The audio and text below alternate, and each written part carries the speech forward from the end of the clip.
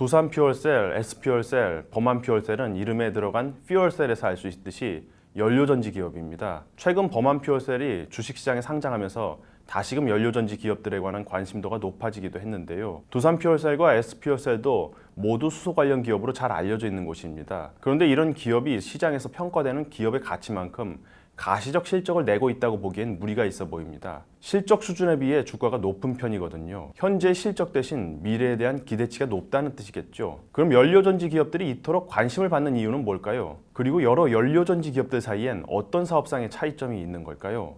연료전지 시장은 수소 경제와 밀접한 연관성이 있습니다. 연료가 되는 수소가 대세가 돼야 수소를 발전원으로 활용하는 연료전지도 대세가 되는 법입니다. 수소 경제의 완성, 아니 적어도 의미 있는 수소 사회로의 전환이 연료전지 시장 개화의 전제 조건인 셈입니다. 그렇다면 연료전지 시장의 잠재성을 따져보기에 앞서 수소라는 연료가 탄소를 대체할 수 있을지를 살펴보는 게 합당할 겁니다. 탄소 제로 사회를 가정했을 때 미래 사회엔 태양광과 풍력과 같은 재생에너지 발전이 대세가 될 것으로 예상됩니다. 이미 태양광과 풍력은 발전 원가가 화석연료 발전 원가와 같아지는 그리드 패러티에 도달한 지 오래입니다. 그런데 수소가 왜 필요할까요? 먼저 재생에너지의 간헐성 때문입니다. 기본적으로 태양과 바람은 인간이 통제할 수 없는 신의 영역에 있습니다. 어떤 때는 전력 생산이 많아질 수도 있지만 반대로 전력 생산이 급격히 줄어들 가능성도 있습니다.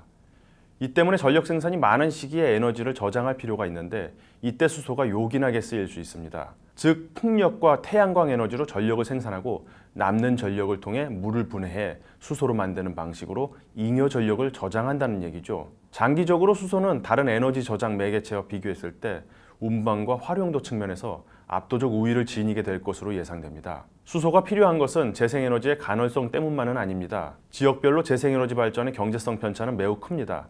이런 점에서 한국은 결코 유리한 위치는 아닙니다. 풍력 발전을 예로 들면 풍력 발전에 적합한 평균 풍속은 초속 10에서 13m 정도는 돼야 하는데 이 정도 바람이 불면 사람이 걸어 다니기 어려울 정도입니다. 이를 극복하기 위해 풍력 발전기를 더 높게 설치하고 풍력 날개를 대형화해 발전 효율을 개선하는 방법이 있습니다. 그런데 이 경우에는 더 넓은 부지가 필요합니다. 한국은 자연 조건 측면에서 풍력 발전에 적합한 곳을 찾기도 어렵지만 높은 인구 밀도와 비싼 땅값 탓에 풍력 발전의 기회 비용이 다른 나라보다 높습니다. 태양광도 사정이 크게 다르진 않을 텐데요.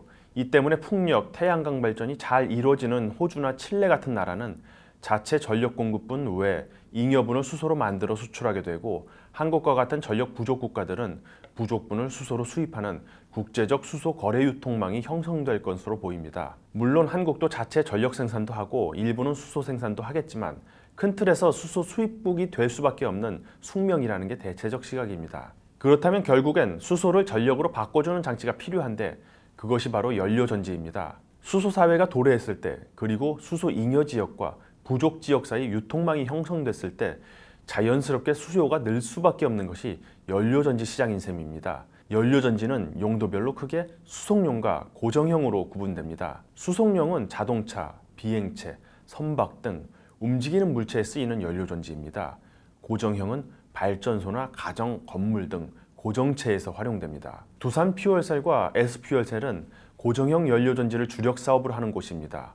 각각 발전용, 건물용을 주로 다루고 있습니다. 연료전지를 전해질 종류에 따라 기술적으로 나눠볼 수도 있는데요. 먼저 고분자 전해질 연료전지 PEMFC는 가장 일반적인 형태의 연료전지로 비교적 낮은 온도에서 작동하고 약 60%의 효율을 보입니다. 빠른 시동이 가능하고 껐다 켰다를 자주 반복하더라도 문제가 없다는 점이 장점인 반면 값비싼 백금을 촉매로 써야 하고 전해질의 수분과 작동 온도를 잘 제어해야 한다는 점은 단점입니다. 이런 점을 고려해 PEMFC는 수소 연료 전지차 등 수송용으로 많이 쓰입니다. 고체 산화물 연료 전지 SOFC는 세라믹 고체 전해질을 사용하는 연료 전지로 높은 작동 온도와 깨지기 쉬운 재료 특성 때문에 수송용으로는 부적합하다는 평가를 받습니다. 하지만 높은 효율 덕분에 발전용, 가정용, 건물용 등 고정형에서는 많은 강점이 있기도 합니다. 두산 퓨얼셀을 비롯한 연료전지 기업들이 SOFC 분야로 기술 개발을 추진하고 있는 것도 이 때문입니다. 알칼리 연료전지 AFC는 1세대 연료전지 가운데 하나로 우주 프로젝트에 쓰였던 이력이 있습니다. 귀금속 촉매를 사용하지 않아 단가를 낮출 수 있지만 전극이 이산화탄소에 매우 취약하다는 단점이 있습니다. 인산형 연료전지 PAFC는 액체 인산을 전해질로 쓰는 방식입니다. 현재 두산퓨얼셀의 발전용 연료전지 대부분이 PAFC 방식입니다. 전해질로 사용하는 인산의 가격은 저렴하지만 다른 연료전지 방식보다 크고 무겁습니다.